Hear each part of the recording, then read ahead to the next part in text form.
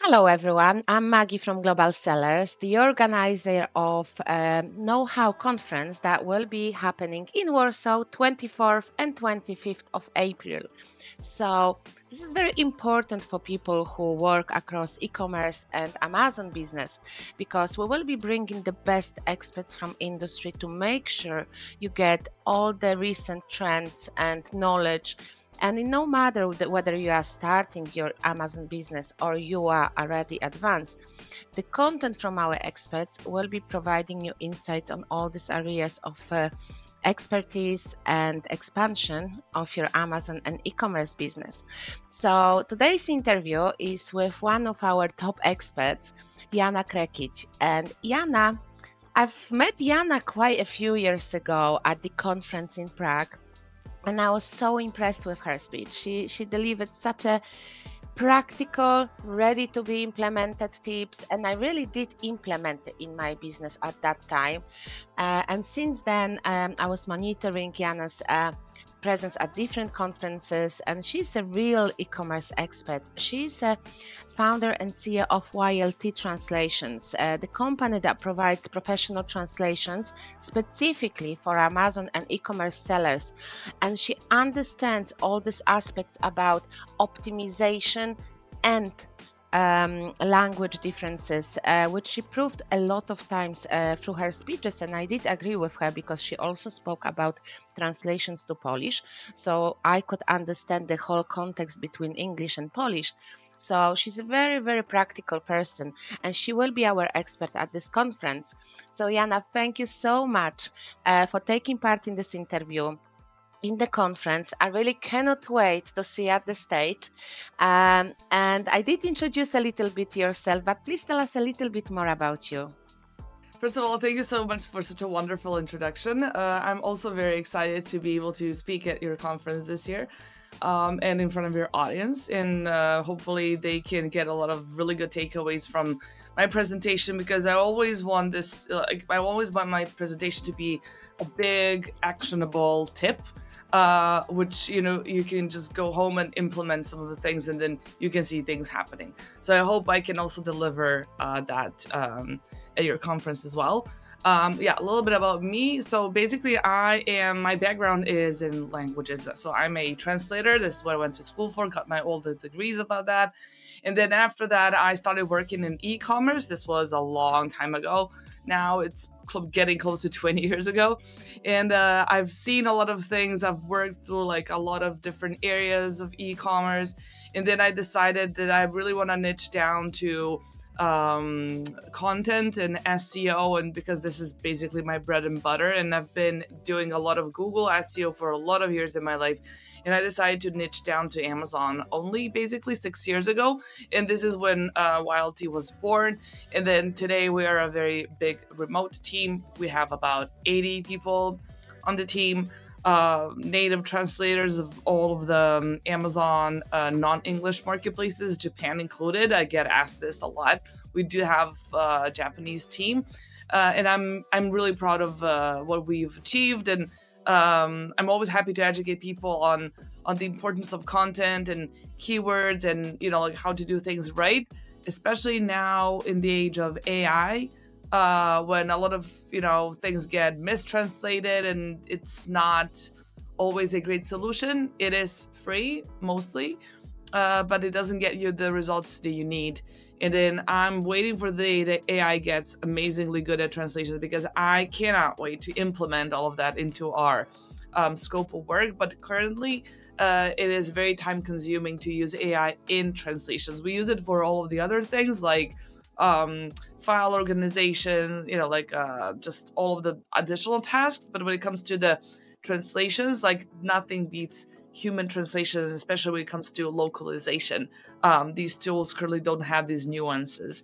So this is a little bit about like how we work and what we love and what we stand for. Amazing. So you have so much experience behind your belt, and like I said, every time you speak, you can feel it that you really have these tips for people to be implemented, which are highly practical. So a few questions to you. What are the biggest challenges and opportunities in your area of expertise today? So first of all, definitely I will say AI because I'm not gonna say we've been fighting AI, but we've been fighting bad translations done by AI.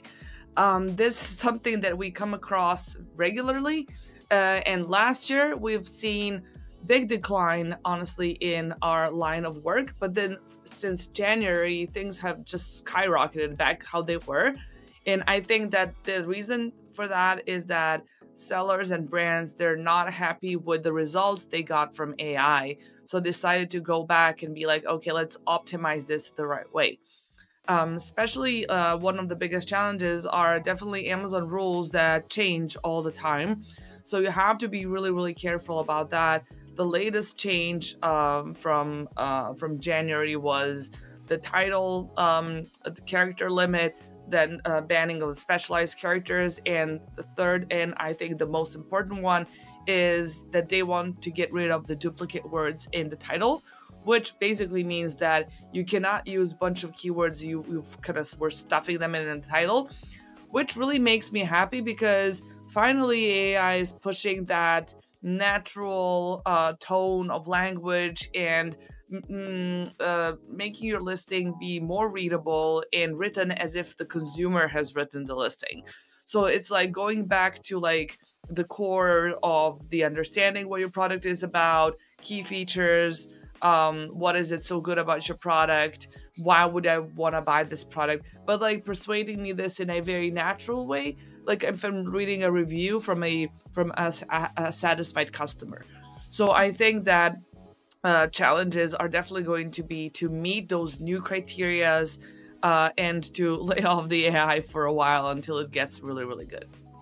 Yeah, I'm glad you said that because I've noticed as well when I'm reading the AI and I'm like, kind of makes sense, but it doesn't make sense. Like my kids are even using AI for translations for school, and when Yeah. I read they work like in English, I'm like, it doesn't sound good. Doesn't like a human being would say that. No, I mean So it's also like when you go through these translations, you're like, okay, like this is correct. Like this is not a wrong translation, but it sounds so odd and it's so off that you just feel like there's something weird about it. So it's not necessarily that it is giving completely false translation, but it's giving these like weird vibes. And when you read it, you're like, I'm not sure. Let me read this again, and then you're like, "Wow, it's even more weird than I thought." And so you just gotta, get into this cycle, and then it's not like a human being. This is it. no, You feel like and then you just go on to another tab that sounds better to you. mm, So like an exactly. average consumer has about 7 tabs open.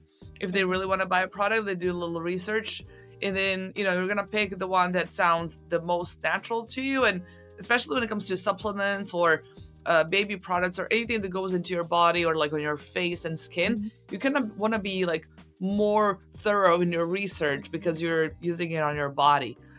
So I think that is something that everyone should pay attention to.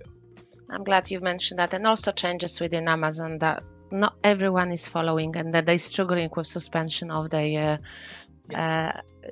listings. So you're present at the conference. So what are the key tips and takeaways that attendees can expect from your speech at the conference? So I'm hoping I could educate people more on the importance of content. This is Polish audience, so I'm sure people know how important it is to expand and to use other languages, and that everything should be on point. It's quite easy when you speak to a European audience versus when you're speaking to an American audience. It's quite a different type of audience where the Americans a little bit need more persuasion on like why content should matter in all languages, not only in English. So I would definitely educate people more on how to do a proper keyword research. What are some things that work now in 2025? Some other things that you should avoid, how to find some golden nugget keywords, and basically how to make your listings sellable in other languages. Okay, perfect. Oh, I can't wait. I will be ready with my notepad. And the last one, looking ahead to the next year, what are the important things that e-commerce sellers should focus on?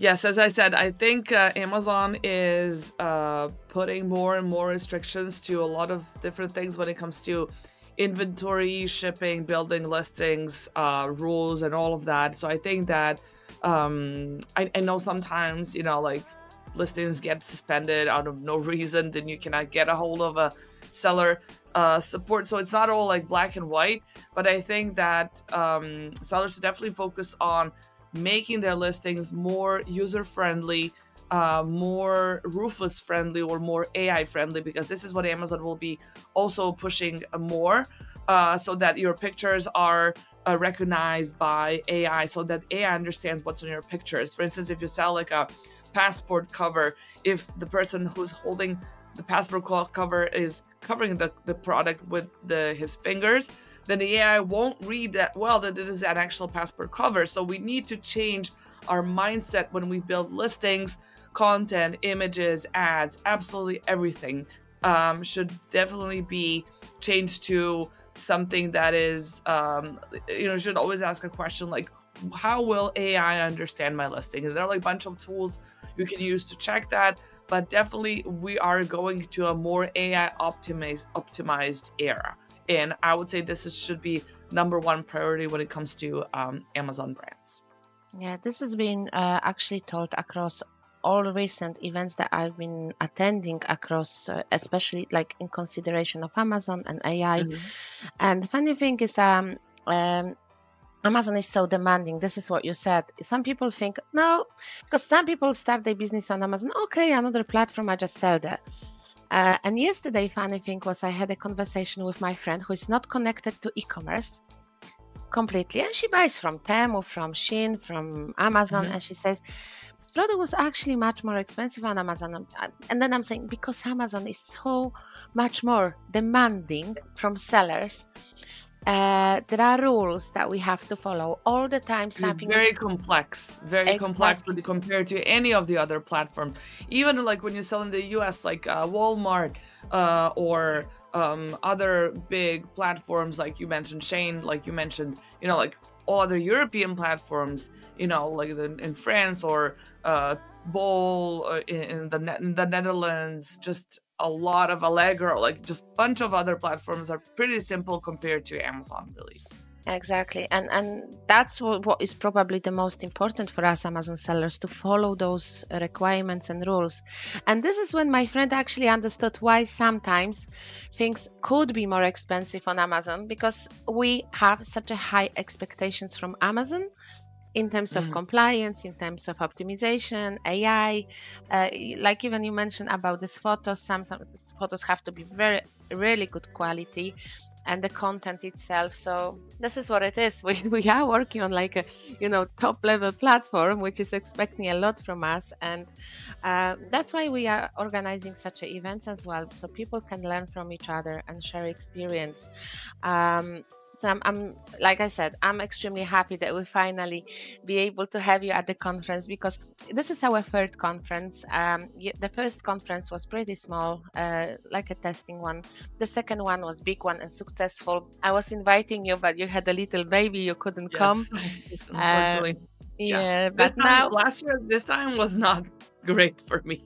Yeah, exactly. But now baby's a bit bigger, so finally you can come. So I'm so happy, and I want to make sure that people understand the benefits of the conference, because like yourself, you are attending a lot. You are soon going to Las Vegas for Prosper Show. So I want people to understand that we are really bringing them top experts like you. You are traveling all around the world. You are speaking to massive audiences, amazing sellers. And this is important to take advantage of your presence at the conference. Absolutely. I would always say, I just need to add that I think that when you go to a conference, the most important thing you should do, apart from, of course, taking notes and listening to all of the amazing content that's going to be out there, is to network, because you never know who you're going to meet, who's going to have the same problem as you. And then I absolutely love to talk to people, especially if they're, if they're sellers that I've never spoken with before. I'm always there to, give advice. And generally, all of the speakers love speaking with attendees. So don't be afraid to reach out and ask, or just like say hi, because, when you connect with someone for the first time, then when you see them like for the second time, you're already, like somewhat like of acquaintances. And then third time you see someone, you're basically friends, and you go out and have drinks. So my advice is always to network, and then always later go out and have drinks, because like the best conversations and the best things that happened to me in this business, like, happened after midnight. So I always, strongly suggest you just network and just reach out to people, because people are open to talking to attendees. And if you're shy, don't worry about it. Basically all of the speakers will say, I'm an introvert, but here I am on stage. So, like a lot of people are like you. So don't be afraid to just, stop and say hi, or just, ask a question or a problem you have, and then maybe somebody can be able to solve it, and you're not going to have to pay thousands of euros for someone to consult you on that. Yeah, exactly. Nobody is judging you. Nobody is like saying, Nobody. "Oh, he said hi to me and talk to me." No. This is such an open-minded environment, and you just come and speak to people. And I'm glad you mentioned about drinks, because it's something that we will also do through the whole day You of have to. conference. We will be learning, having some food during the day, coffee breaks. But at the end of the day, on Thursday, we'll be having a buffet, so people can stay and have something to eat, but also we'll have open bar for everyone. So we don't want you to go to the hotel and just disappear. Stay with us. Open bar, food, everything will be there. So amazing environment for even more networking. So like Jana said, networking is really, really valuable during this event, because so many people there, so many experts that can resolve your issues that you might have or you might have in the future. And it's already resolved, because they've gone through this kind of struggles, and then they help you, or they give you some tips on how to expand. I've seen so many examples in my life that people really made massive steps through networking. One of the friends of mine, I've encouraged last year to expand to different marketplaces. She already expanded, and now she's even working directly with brands as they like the only seller on exclusive rights. So she's like moved so much because I encouraged her, go do it. Yes. I told her how to do it, and then she started doing this. So Amazing. and that was networking, and I can see her growing now after a year, and I'm so proud of her. I'm not jealous, I'm proud. Incredible. Like, I mean, networking, it is energy consuming, and it does suck away your your energy, but it is incredible, really. And some people I met 5 years ago. 5 years ago was the first time I have spoken at a conference. It was in Prague, European Seller Conference. Some of the people I met there 5 years ago are now like very close friends of mine. And I think there's so much value, and they always say, like, network is your net worth. And like, it's great when you can do this in person, and not only on LinkedIn or social media, but just speaking a couple of sentences with someone you met in person literally replaces so many other online messages and emails and all of that, and just putting a face to the picture is just really so powerful. Yeah, I think we met at this conference that you spoke. Was it 2020? Yeah, the COVID one. Yes. Yes. 2019 was my first one, and then 2020 is when we met. Yeah. Yes, this is what 6 years ago. Oh my God, I have the company for 7 years this year. Oh my God. Yeah, well done. You've grown. Yeah. And you are so crazy famous across Amazon environment. So thank you so much, Jana, for this interview. I really appreciate your insights and your advice on coming to the conferences and all the information that you shared through this interview. So we will meet very, very soon at the conference, and I can't wait to meet you in person again. So all the best in Las Vegas. Thank you so much. And then we'll speak again in April. Yes, can't wait. Thank you so much again for your kind invitation. Looking forward to it. Thank you. Thank you so much.